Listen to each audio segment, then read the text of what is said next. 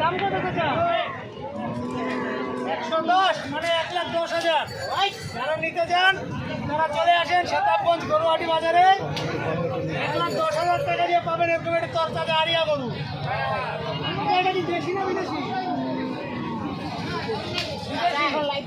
আচ্ছা, বিদেশি আরিয়া গরু দেখাই পাচ্ছেন কি সুন্দর, কালারটাও জোস। চলুন আমরা অন্য জায়গায় দেখি আরেকটা গরু। আসেন, এটার নাম লাল না কালারটা? দর্শক সবচেয়ে বড় গরু কোনটা?